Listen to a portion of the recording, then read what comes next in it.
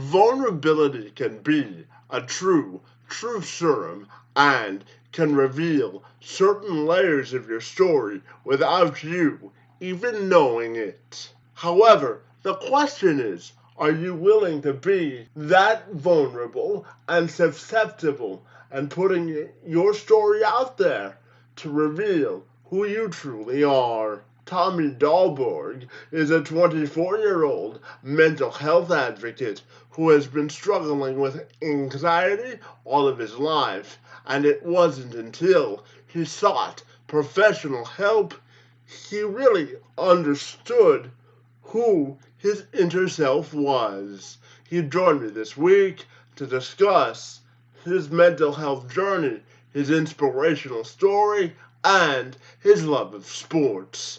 I'm Kevin McShann. Let's have this conversation.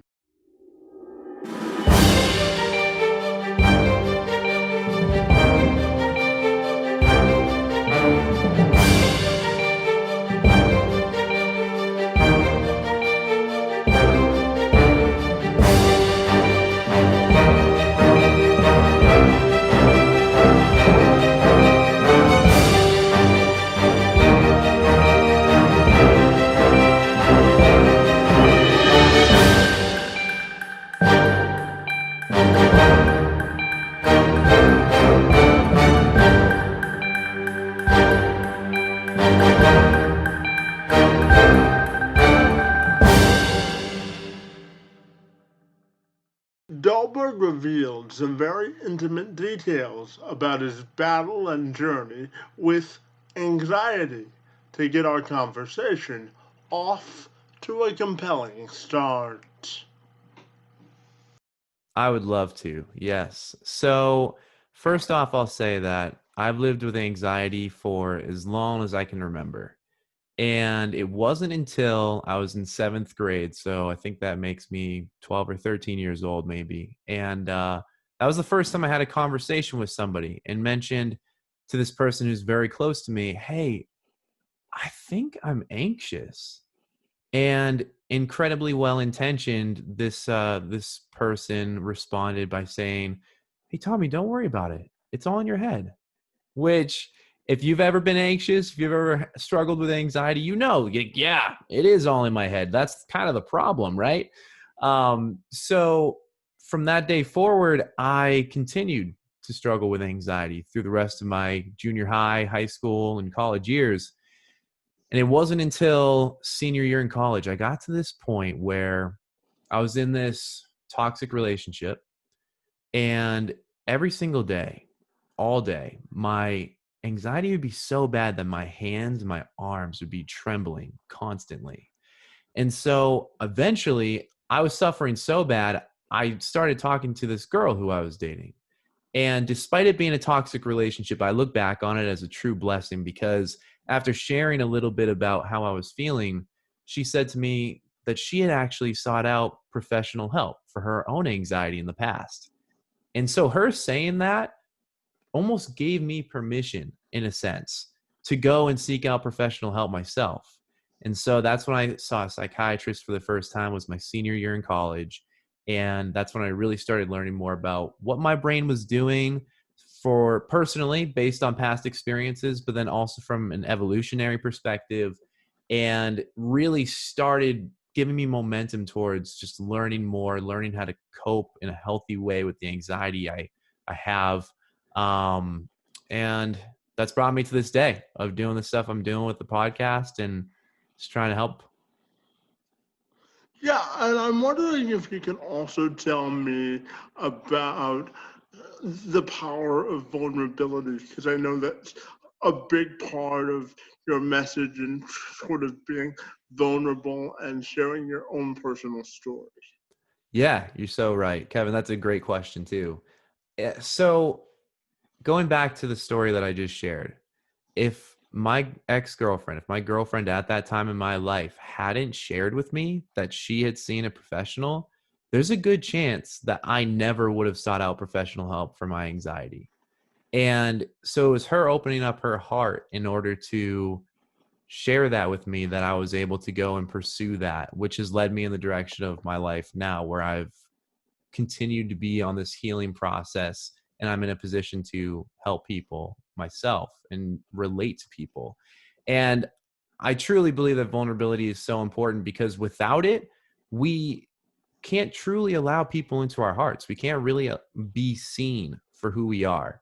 Brene Brown does, I think a lot of people who research vulnerability, they've definitely heard of Brene Brown.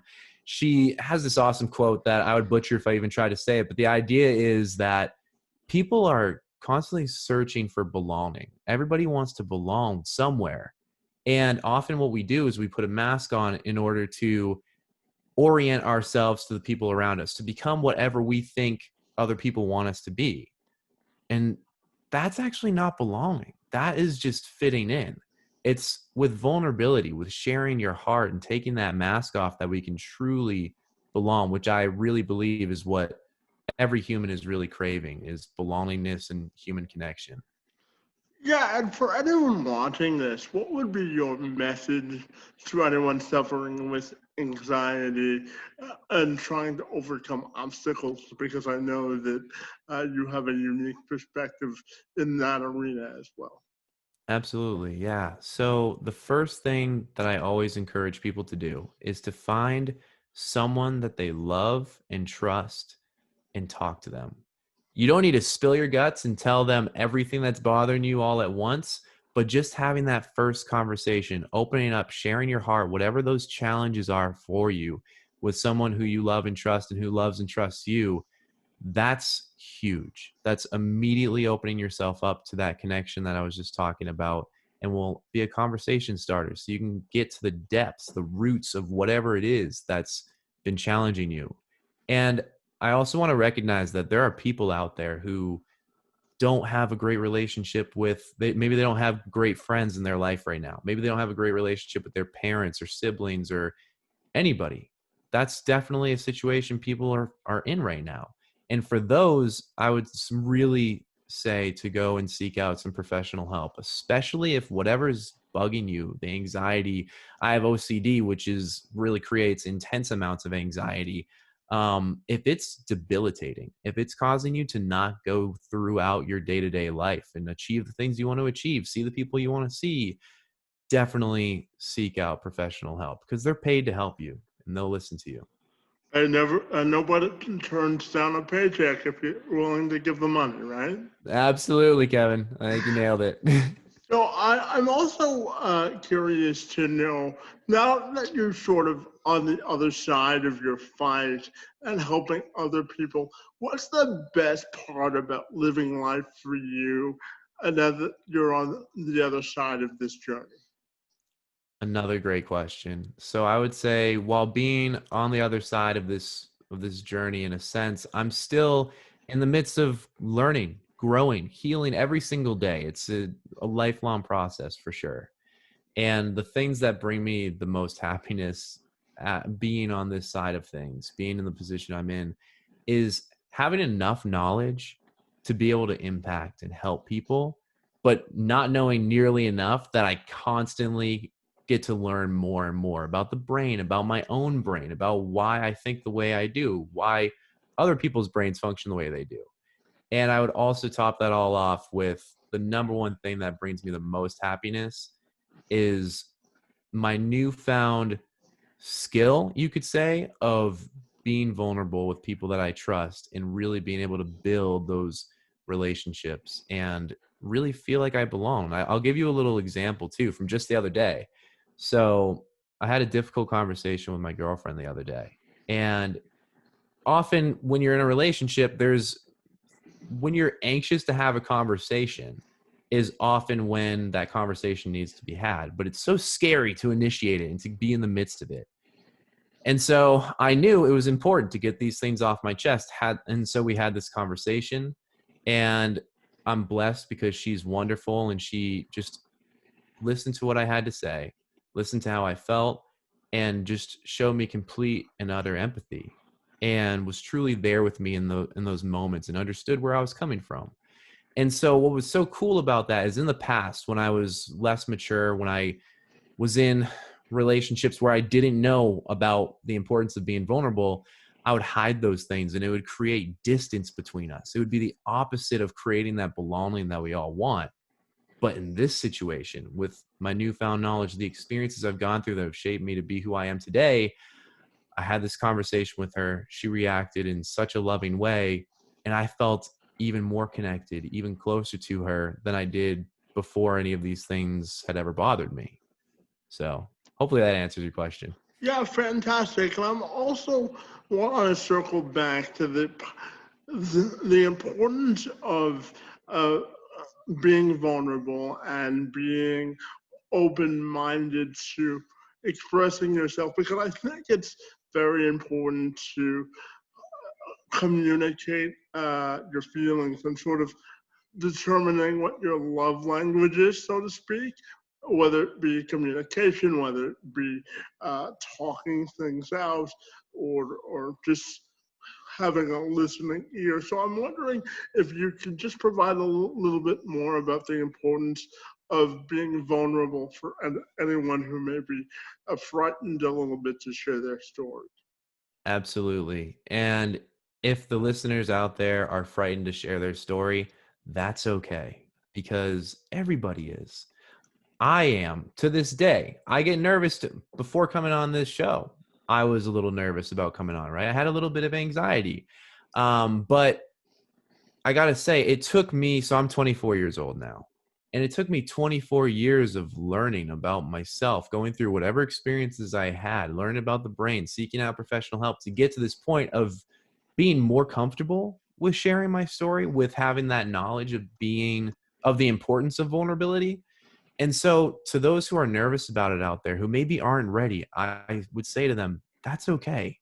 But I would also encourage you to continue or start doing the work that it takes to really be, really accept your own story, really learn to love yourself so that you can share that and be vulnerable with others in order to build the relationships in your life. Because at the end of the day, that's what I believe is the most important thing in our lives is the relationships we have with ourselves and also with others. I know that you host your own podcast, the Strength Through Vulnerability podcast, where you share these stories and your journey with anxiety. So, can you tell me about the podcast and how it's going? Oh, I would love to. So yes, it's the Strength Through Vulnerability podcast, and it actually was launched January 2020, which I can't think of a better year to start a podcast about mental You health. and me both, buddy. Seriously. And for me, the the reason this podcast was born was because of my experiences of struggling with anxiety, of learning that I have OCD and understanding that wow, a lot of my anxiety has come from that. And then seeking out that help and learning about what I can do for myself in order to health in a healthy way cope with what I was struggling with. And I got to a point after learning quite a bit, healing quite a bit, I got to a point where I just wanted to truly help other people, but I wasn't sure how because I went to school for finance. I didn't go to school for social work or psychology or anything like that. And I'd also at the same time had been wanting to start a podcast and didn't know what to talk about. And so these two ideas came together where I was like, I know the power of vulnerability. I know about the power of sharing your story because other people have shared their stories with me and it has profoundly impacted my life and has propelled me in the right direction. It's propelled me towards healing, towards love. And so having a podcast where I can use my own voice and also the voices of the amazing guests who come on the show to share their stories and allow other people to know that they're not alone and whatever they're going through is what it's all about. And it's been an absolute blast. Hey Tommy, I started this podcast in May of this year, and I took a few minutes to listen to some of the stuff you're putting out. You're off to a great start, bud. I just wanted to tell you that, by the way. Thank you so much. That really means a lot to me, Kevin. Thank you for taking the time because not everybody does. Absolutely, we all have to I always tell people never turn your mind off to learning, right? So I listen to podcasts and I read and watch a lot of stuff. And you've uh, been added to the list, bud. So congratulations. You're the man. That really means so much. And my final question for you has to do with big picture. What do you hope for yourself as you build upon your journey and look to progress in life? It's a big question and a really good one. And I would say, first off, I just want to make an impact. I want to help people.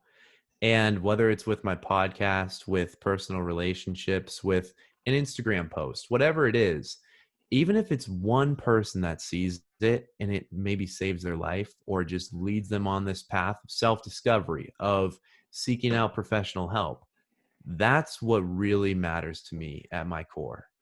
And I would say beyond that, I would love to continue. Well, I'm going to continue building up my podcast, continue producing content, having more amazing guests come on like yourself so that more people can know that whatever they're going through, they're not alone. And then from there, I put that in God's hands. I'm going to focus on what's in my control for now, and things will be good. Fantastic, Tommy. Hey, I want to thank you for taking a couple of minutes to really open up and share the more vulnerable side of yourself. No pun intended there, buddy. But I want to thank you for your time this afternoon and for being here with me today. I really enjoyed our conversation, and thanks so much for being here. Kevin, it's been an absolute blast. Thank you for having me on. And I got to say, kudos to you because you've done your research and the questions that you asked me were amazing. And yeah, it's just been really fun. You're doing great at what you're doing. Hey, thanks for the time and for the compliment. And let's stay connected. Have a great day, bud. You as well, Kevin. Thank you. Fantastic, Tommy.